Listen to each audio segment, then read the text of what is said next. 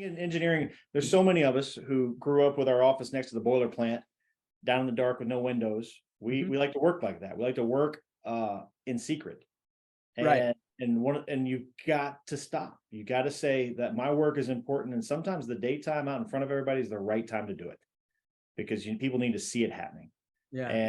And that, so taking that same philosophy of, you know, we used to do all this stuff, like we would set up training, we would do engineering, we do all that stuff kind of under the radar.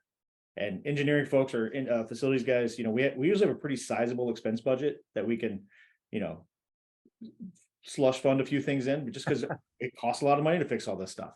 Yeah. And you got to be a little more intentional, I believe, to be out in front with your executive leaders.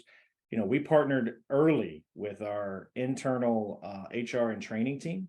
So like all of this training that we're creating, it's all computer-based training, and it lives in our LMS that we use for all of our required annual training. So now that we own it, it's there. They're helping us make sure it's, you know, we're going to review it annually, make sure it's right. But then, you know, all that goes in the employee record. So Yeah.